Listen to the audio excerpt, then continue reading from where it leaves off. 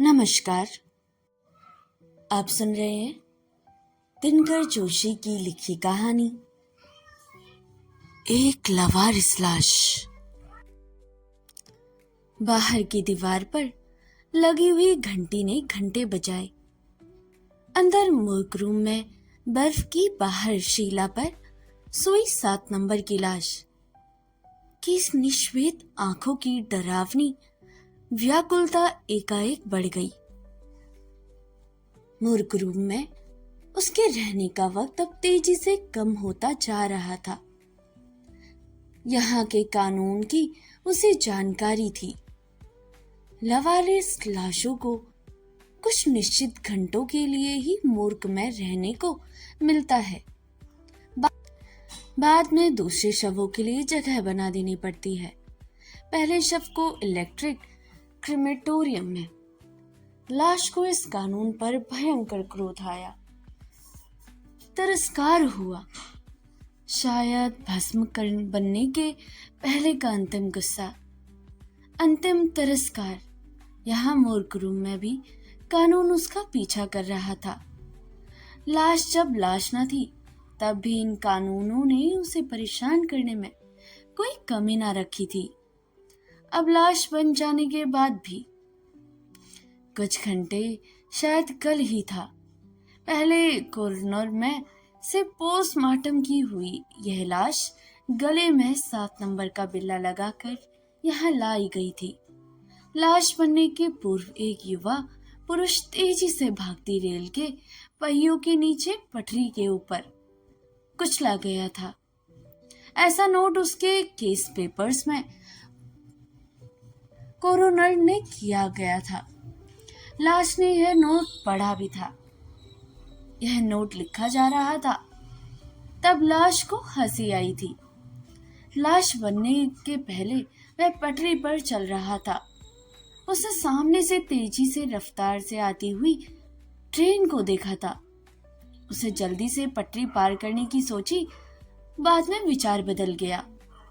फिर बदला, आगे बढ़ा, थोड़ा खिसका, बस बाद में वो शव में परिवर्तित हो गया। मूर्ख रूम में खुलने की आवाज आई। 7 नंबर के शव ने 28वीं बार उस दिशा में नजर फैलाई। इस वक्त उसकी आंख में डरावनी सफेदी के बीच आशा की लाल किरणें दिखाई दी थी। तुम यहीं बाहर खड़ी हो? मैं अंदर जाकर पूछताछ करके आता हूँ। एक भारी आवाज सुनी। उसे थोड़ी खुशी हुई। यह आवाज उसके पिताजी की थी। आखिर में उसकी मृत देह को ढूंढते हुए वे यहाँ आ पहुंचे। अब वह लावारिस लाश नहीं मानी जाएगी। अब अस्पताल में नौकरी करने वाले मजदूर उसकी देह को इलेक्ट्रिक करंट से। मुझे भी अंदर जाने दीजिए, शायद आपको दिखाई ना दे तो मुझे कुछ नहीं होगा। उसका चेहरा मुझे आज भी देख लेने दीजिए। स्त्री की सिसकी खाती आवाज सुनाई दी। तुम क्यों समझती नहीं हो? तुम अंदर नहीं आ सकती, बाहर ही रहो। पुरुष ने स्त्री को रोका। लाश की आंख में चमक आई। अंदर आकर लाश को पहचानने की मां की गिड़गिड़ाहट को पिताजी अनसुनी कर रहे थे। मां की बात सही थी। पिताजी की आंखों में मोटे मोटे शीशों वाला चश्मा था। अंधकार में उन्हें बहुत कम दिखाई देता था। इसके बावजूद भी अस्पताल के आदमी के साथ पिताजी अंदर आए। एक कतार में सोए शवों के चेहरों पर से कपड़ा खिसकता गया। शव नंबर 1, 2, 3, 4, 5, 6, 7 नंबर की लाश के पास दोनों रुके। प्रसाद की थाली पर से रेशमी वस्त्र हटाने वाले पुजारी की शांति की तरह मूर्ख रूम के आदमी ने उसका चेहरा खोला। कुचली हुई गर्दन, छिन्न भिन्न हुई खोपड़ी, पोस्टमार्टम के टेढ़े मेढ़े टांके, चेहरे की एक भी रेखा पहचानी ना जाती थी। पिता के चेहरे पर अपरिचितता फैल गई। पिताजी, पिताजी, यह तो मैं हूं। मुझे नहीं पहचानते? लाश चिल्ला उठी। उसकी सिली हुई चमड़ी के टांके टूट जाए इतना जोरों से। सिर हिलाकर पिताजी आगे बढ़े। ऐनक के शीशे साफ करके दूसरे चेहरे की ओर देखा। 7 नंबर की लाश की चीख की गूंज उसके टूटे हुए 2 कानों के सिवा किसी को सुनाई न दी। लड़खड़ाते पैरों से आगे चले जाने वाले पिताजी पर उसे गुस्सा आ गया। क्यों उन्होंने मां को अंदर नहीं आने दिया? मां उसे जरूर पहचान लेती। मां की आंखें उसकी टाके लगी हुई छिन्न भिन्न देह के आर पार उसे अवश्य पहचानती। लेकिन पिताजी ने उसे हमेशा टाला था, अवहेलना की थी। इसी तरह अभी रोक दिया गया था, वैसे ही।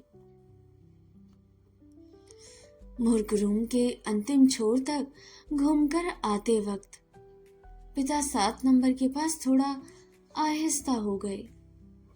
उनकी बौखलाई आंखों में जागरण था। 7 नंबर के विकृत कुचले हुए चेहरे पर नजर थोड़े समय के लिए स्थिर की। लाश में आशा पैदा हुई। मौका छूट जाए उसके पूर्व ही उसने चित्कार की। लाश की चित्कार तीव्र उठी। उसकी भाषा हवा में घूमती हुई पिघल गई। पिता दरवाजे से बाहर निकल गए थे। दरवाजा बाहर से बंद कर दिया गया था। बाहर की घड़ी में दूसरा एक डंका बजा। लाश के रक्त रंजित सिर के बाल कुछ खड़े हो गए। गरम निश्वास छोड़ने की उसकी पुरानी आदत के कारण उसे ऐसा ही एक असफल प्रयास किया। उसके दिमाग से समय पिघलने लगा, खामोश और सुनसान। उसकी देह से नीचे से पिघलती हुई बर्फ की शीला की तरह। बंद दरवाजा फिर से खुला। रोशनी अंदर आई। लाश ने उस तरफ देखा। उसकी नजर में चमक आ गई। उसके दोस्त, 2 दिलो जान दोस्त, आंखें उधर उधर करते हुए अंदर आ रहे थे। मूर्ख रूम का आदमी उनका दोस्त था। वे दोनों एक के बाद एक लाशों के पास रुकते थे। साथ में लाए किसी कागज पर नजर डालते थे। आपस में कुछ बोलकर और सिर हिलाकर आगे बढ़ते थे। शव नंबर 1, 2, 3। 7 नंबर के शव ने जोर करके मित्रों का ध्यान आकर्षित करने का प्रयत्न किया। मित्र तो उसे अवश्य पहचान लेंगे, ऐसा उसे पक्का विश्वास हुआ। वह अब जिंदा था तब उसने इन मित्रों के साथ ही कितनी बातें की थी। घंटों तक, घंटे नहीं, दिनों तक। पिताजी उसे पहचान ना पाए, शायद चश्मे के कारण ही। परंतु ये मित्र, वे तीनों 7 नंबर के पास रुके। मुग्र के आदमी ने लाश की आधी देह का खुला किया। शव ने पलकें हिलाई। वह जिंदा था। तब जिस तरह हिलाता था उसी तरह ही पलकें हिलाने का उसका एक विशिष्ट ढंग था। इस ढंग से आश्चर्यचकित होकर ये मित्र कहते थे, तेरे नाखों से उस समय जैसे कोई बोझ गिर रहा हो। इस तरह दोनों मित्रों ने आमने सामने देखा। कुछ गुप्त मंत्रणा की, लगता है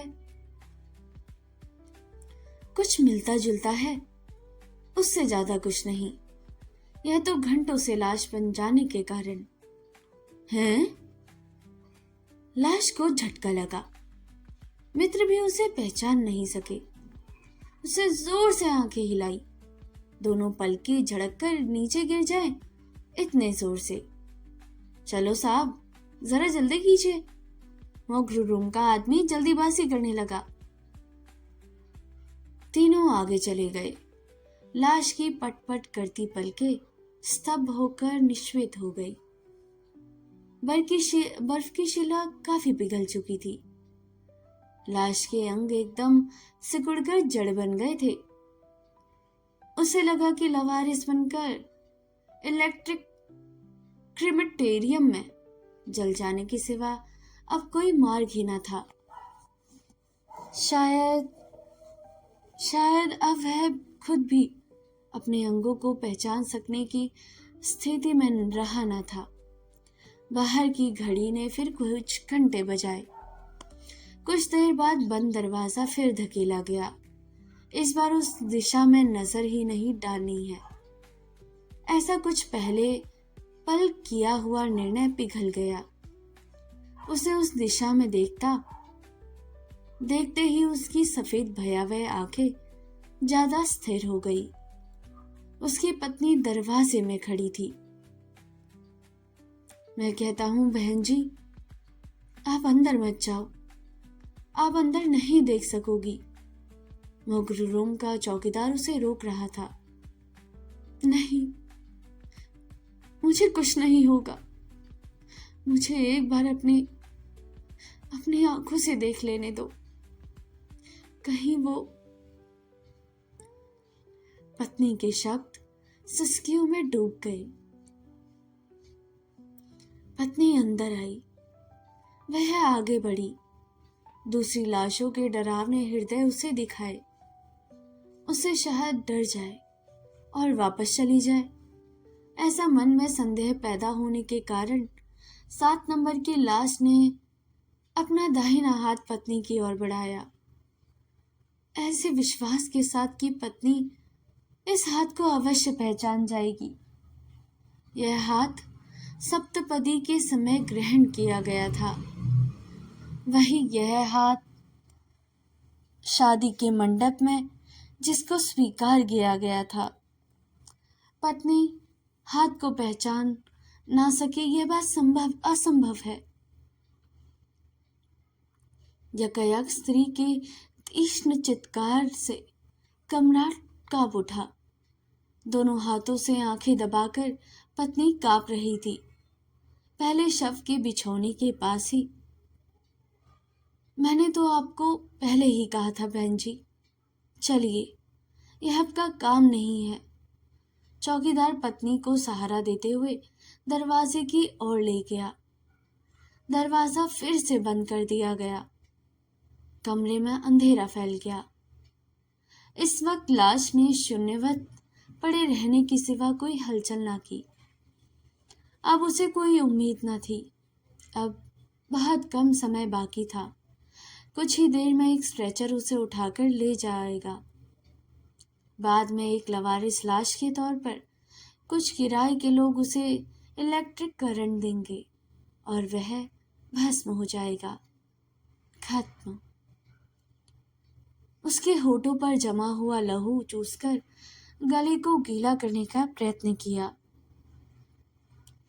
उसे एक एक विचित्र विचार सूझा। शव बनने के पहले भी उसे असंख्य विचार सूझते थे। तब ऐसा ही विचार, यदि मुर्दा हंस सकता होता तो कितना अच्छा होता। वह हंसता, कह कह के लगा कर हंसता। आसपास के शव चौकन्ने होकर जाग जाएं, उतना जोरों से हंसता। एकाएक कमरे में रोशनी हुई। स्ट्रेचर उठाकर 2 आदमी अंदर आए।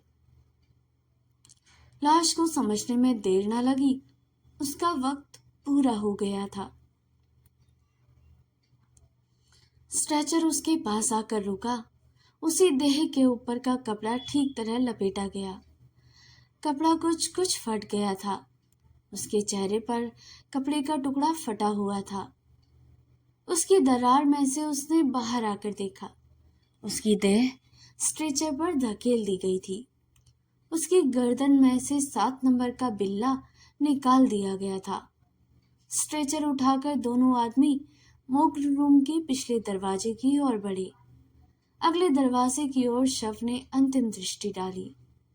नजर स्तब्ध होकर वहीं रुक गई। बहन जी, आप अंदर नहीं जा सकोगी। थोड़ी देर पहले ही एक औरत आई थी, वो अंदर नहीं ठहर सकी। आप भी। चौकीदार एक स्त्री को रोकने का प्रयत्न कर रहा था। वह स्त्री थी। पूरी ताकत इकट्ठा करके शव ने स्ट्रेचर में से नीचे कूदकर पड़ने का प्रयास किया। इस प्रयास में वह निष्फल रहा। हाँ, पोस्टमार्टम के समय लिए गए कुछ टाँके टूट जरूर गए, लेकिन अब उसमें से लहू थोड़ा बहने लगा था। उस स्त्री को वह पहचानता था, अच्छी तरह पहचानता था। हल्के नीले रंग की साड़ी, वैसा ही ब्लाउज, एक चोटी में डला हुआ मोगरे का गजरा। अभी भी इस गजरे की वह भूली न थी। शव को आश्चर्य हुआ। चश्मा से आर पार निकलने वाली वह दृष्टि उसे न पहचानने, ऐसा हो ही ना सकता। यह असंभव था। लेकिन स्ट्रेचर अब दूसरे दरवाजे के एकदम पास पहुंच गया था। हृदय की नसें टूट जाए, इतने जोरों से शव ने चीखने का प्रयत्न किया। वह लवारिस न था। अब वह अवश्य पहचान आ जाएगा। एक पल, केवल एक ही ज्यादा पल। अगले दरवाजे से दाखिल हुई वह स्त्री शांति से लाशों के चेहरों पर नजर डालती हुई ढूंढ रही थी। 1 2 3। उसकी आंखों में व्याकुलता, व्यथा, निराशा। 7 नंबर के शव ने स्ट्रेचर पर लेटे रहकर अंतरिम दृष्टि डाली। दूसरे ही क्षण उसे पिछले दरवाजे के बाहर धकेलकर उस दरवाजे को जोर से बंद कर दिया गया। बाद में।